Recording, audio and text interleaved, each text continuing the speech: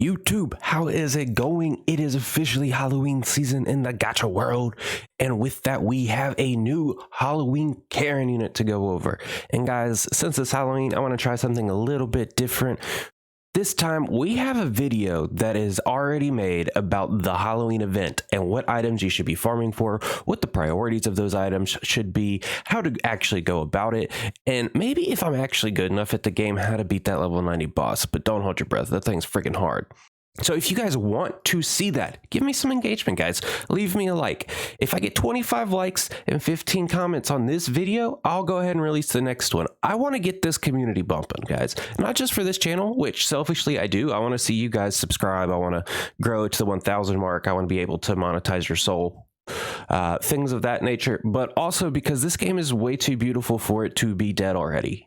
And that's right, I said it. This game is already dead on arrival. There is like next to no communication out there about this game from the community. There seems to only be losing members, not gaining members. And I would love for us to get some engagement. The more people that engage on videos like this one, the more YouTube will recommend this game to other people.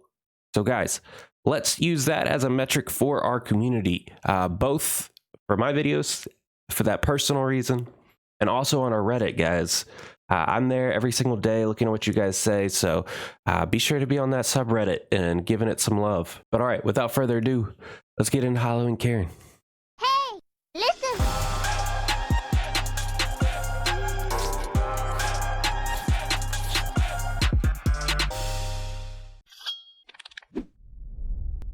Just do it!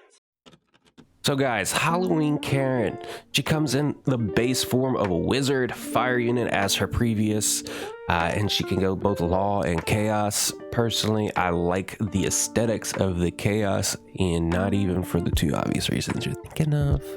Let's jump right into this assessment of, is this character worth rolling for?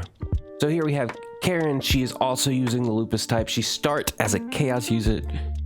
Despite not actually looking at a chaos hero, I would have definitely thought that this unit would have started in the law, but hey, it's Halloween season. And you can decide if she's going to go to law or chaos. She is a Lycan. And so let's jump into her skills. So if you get confused, I will try to break it down once again at the end. So normal attack of Ghost Bullet. This is actually really interesting. This is a very different auto attack than you might see become standardized. Generally we see one person hit for 80 to a single target, and sometimes it does additional status effects, sometimes it doesn't. She actually hits two different targets for 50 and has an 8% chance to inflict terror. So that is pretty interesting. It could come back to haunt her if a counter meta comes into play. The 8% inflict terror is always useful for auto attacks because you're always going to be using auto attacks in a battle, especially if they're on your primary team.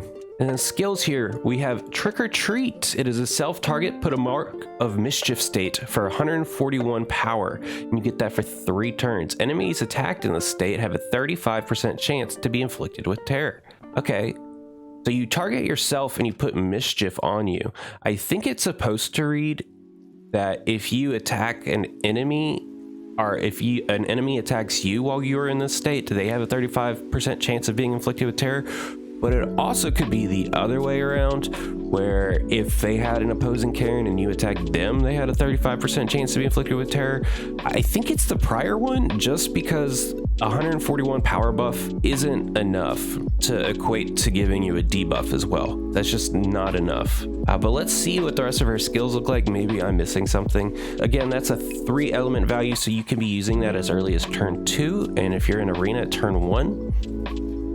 Sweet Nightmare at turn 6 attacks all enemies for 145% of her power with a 20% chance to inflict terror with a 5-turn cooldown. That's not bad. That's pretty standard AoE. The 25% chance to inflict terror means that you're very, very likely to have one unit on the other side of arena be affected with terror. Depending on who that unit is, it is good. You could get upwards to 3 affected with that state. With statistical probability, obviously you could have the entire team, but like, let's be honest, 20% 5 times is kind of rough to come by. And then her elemental blast here, 270% of her power for all enemies, increases damage by 10% for each enemy in battle. Okay, that's not bad. buffs self with regen. Okay, that's also not bad. This elemental blast at 270 upwards to 330. If it scales off duplicates, it can get upwards to 350 to all enemies. Isn't bad. We do have units that seem to be doing stronger amounts of damage at their A2 and A3. So this elemental blast is very lackluster. The self buff of regen, I mean, it's helpful, but we're in a very burst centric meta. She isn't going to be out there tanking, so that regen is kind of irrelevant to me. The only way that I see this playing out usefully is if a lot of people on their team are impacted by mischief, and then you get to attack everybody with a ton of damage and have a very high chance of inflicting terror on them. But other than that, guys, the default version of her looks very lackluster. So let's go on to her law side. Her ghost bullet is the exact same. Let's see if her Halloween Phantasma is any different compared to the trick or treat version. It is the fastest skill. It targets yourself. Increase your invasion by 70% for 3 turns. That's pretty good. Put yourself in dodge counter state for 3 turns. Also pretty good. If you dodge their attack, you get to counter them. And you have a 70% extra invasion, so you're more likely to do that. Enemies attacked by this skill get 20% reduced status effect resistance. That is okay. That means if you dodge their attack and they get hit, and you get hit, or if they attack you, you dodge it and you attack them, then they take an additional 25% reduced status effect resistance, which means they're more likely to be inflicted by things like her terror. At her A3 of Sweet Nightmare, it affects all enemies, 20% chance to inflict fear, very similar to her default. Yeah, it's basically the exact same. Nothing new there, guys. And her Elemental Blast is a single target, 370 power. Damage is increased by up to 80% based on the target's remaining HP of the target. It doesn't say which way it goes, up or down. It would be better if it's actually up. You want to do more damage to targets with more HP. You do not need her to be your assassin type, but her getting up to 450 to a single target is okay for something like Idola battles. If you're running into a wind type unit, you could throw her out there. That's fine. Restores own HP by the potency of 200. That's good too. And if this value defeats an enemy, increase fire element value by 3. That's interesting as well. Maybe it, in hindsight, maybe the first part of this actually is based off how far it goes down compared to how far up it is, because they want you to use the Elemental Blast as a killing spell, but in all honesty, it doesn't say fastest here. So let's look at her speed. Her speed at 526. Let's compare that to someone like a Rosalind here. So it is definitely faster than someone like a Rosalind. It is definitely faster than someone like a Lycan, but it is also faster than someone like your Summer Windis, and if it can get past Jasper, we might be in business here with this. Yeah, okay, so Karin actually is a very fast unit, it seems. Don't have all of this data in front of me to figure out what exactly is faster than her, just based off priorities of EB. If this EB is to have any value for you whatsoever, it has to be the fastest skill on your side of the team, or else you're gonna have a hard time managing if this hits or not. And if it does not get that additional 3 fire element value, guys, I don't think this is worth it either. In Chaos, last but not least, the Ghost Bullet is the exact same. She has the trick or treat, so she is putting the same A2 as her default on her. I do not see anything here. I think this is a 35% instead of a 25%. Let's check that out. Nope, they're both 35%. Okay, I was wrong. This is the exact same skill as her default and Jack of Fooey. And now you can attack 3 random targets for 210. If the enemy is afflicted with terror, increase the power of the attack by 85. So 295 potentially to 3 random targets is very strong. Random being the opportune word there. You could have someone on the other team that is terrorized, but it doesn't truly affect them.